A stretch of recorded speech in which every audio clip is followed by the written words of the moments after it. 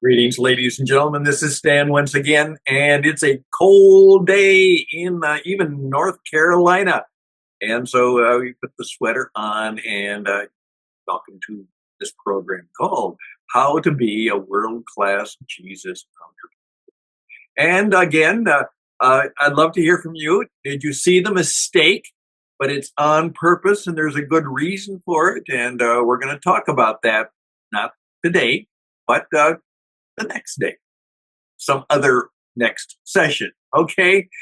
Today, it's a reminder that it was about 5 years ago that all of this COVID and then everything that flowed out of that began to happen. It's been a very, very difficult 5 years. Maybe things will change in 25. However, in the midst of 2020, I put together a little program that was about how to get started up again in the midst of a bad situation, which we were all going through. And I felt that was very helpful at the time, and I ran across it again. And so what I'm going to do is just take the program that I did about 5 years ago, and I think you're going to find that it'll be very, very helpful for you today. I think I was doing some of my best work. And so with your permission, let's go back to 2020 and know how that maybe what I said then might be helpful to you as we try and make 2025 a much better year and a better time ahead. Let's see if that works. Blessings on all we do. And here we go with Blast from the Past.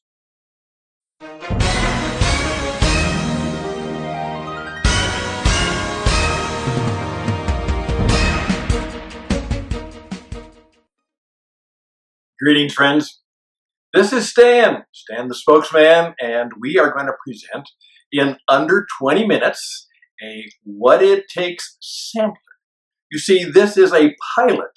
We have a new idea, a new program, a new way of helping you make it through this post-COVID world, which is now presently a part of us, but it will pass. And then how do we live, survive, even thrive in the new world that's before us? And we believe we have some help, and we'd like to offer that to you in this little sampler of what we can do for you. Yeah, what do we do now? How do we start over? Which you have to do. How can we be a startup? And then what do we do? Well, let me try and see if I can help you.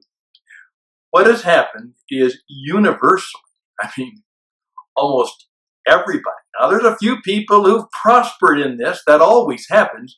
But this is what has happened. Our life and our business, for almost everybody, came to a stop. Slowed down and stopped. Many of us have stumbled. Yeah, stopped, maybe even stumbled. We've tripped over the rock. That happens. We've stumbled. Some of us have been scraped. We've been injured. We've been affected. We've been dented. We've been scraped. And some of us have been smashed. Bang. We don't know what to do. There's a lot of repair work, and we don't even know if things can be repaired. And many people are in those different situations. In fact, many is almost everybody. I would suggest that you look right now and say, okay, where am I? Have I been stopped? How did I stumble? What were some of the scrapes? And like one of my good friends in the restaurant business, I've been smashed.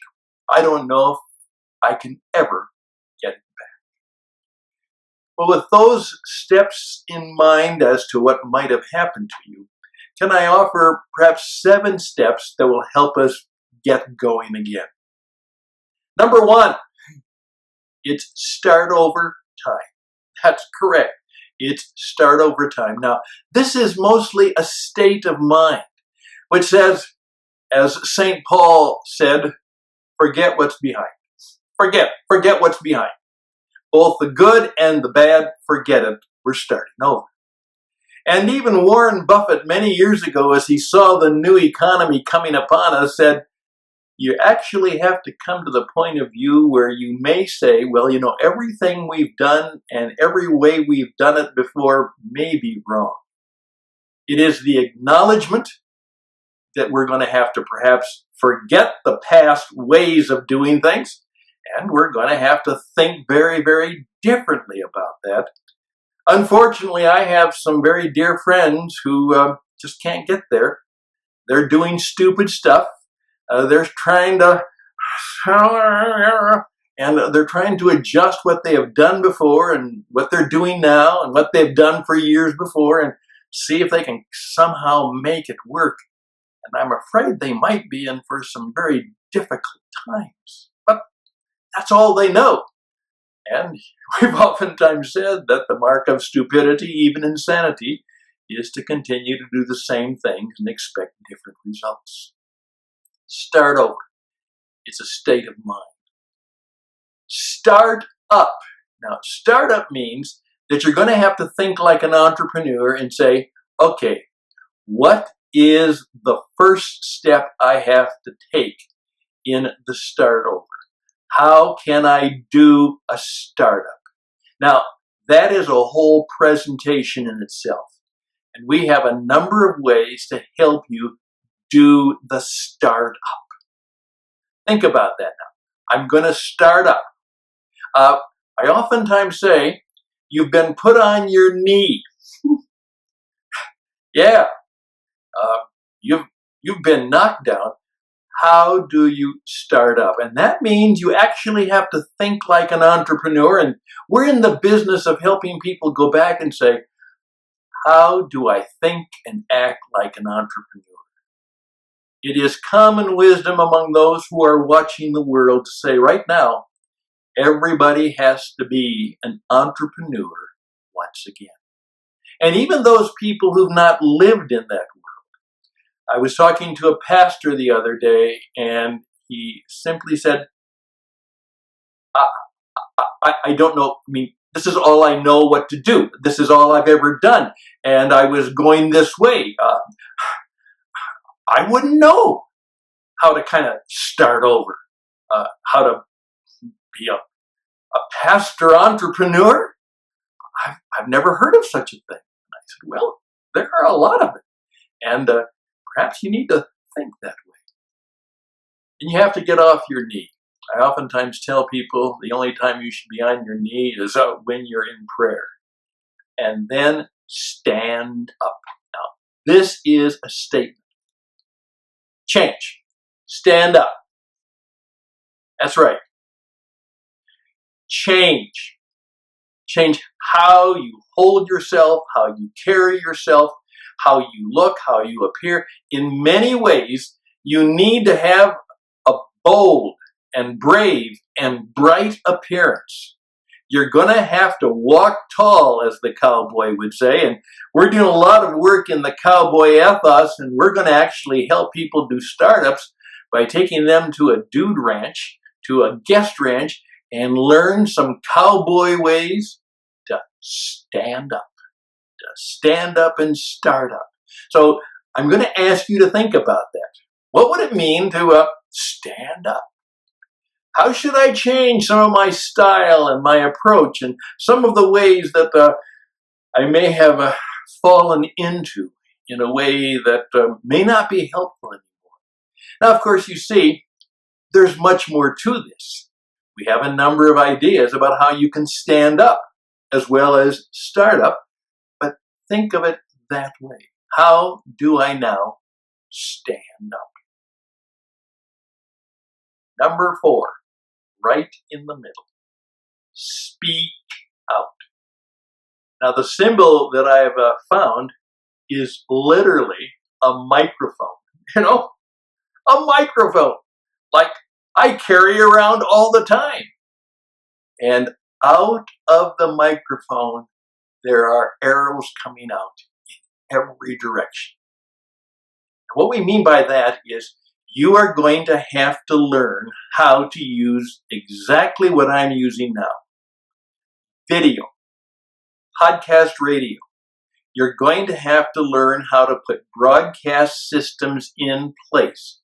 Let me tell you, the world has moved to the digital world. As I saw a car ad yesterday for a car dealership that only exists around the world, but it's online. And I think of all those shops down on the auto mall here in Tucson where they have these hundreds of cars sitting on the parking lot, costing money, trying to keep inventory, and hopefully they can move them off, and they know that every day that car or that truck sits on that lot, it's costing them money. And it could be that that way of buying and selling cars is going to change profoundly. So how do you become a broadcast, a video, a radio spokesperson, person who can sell your stuff, demonstrate your wisdom and insight? You have to have a speak out presence on the digital world. You have to do that. And we can help you do that. Again, that's an entire lesson in itself, but you're going to have to do that. So start over, start up, stand up, speak out. Next, as every restaurant is discovering, they all of a sudden had to learn how to serve differently. Now, the way people buy and what people appreciate is going to change profoundly. And so the way you have had customer service, you have great customer service. And I always tell people, what a joke. They say, we have great customer service. How does that distinguish you from the guy who says, well, I've got great customer service? They all claim to have great customer service. How do you demonstrate that you're different? How do you do that? But you're going to have to look out and say, these are the people I believe that, okay, the business is going to have to serve these people. And the mere fact that you've now had to identify who they really are. Do you realize that I have discovered that most businesses can still not tell me with any real certainty who are their best customers and who are they trying to serve?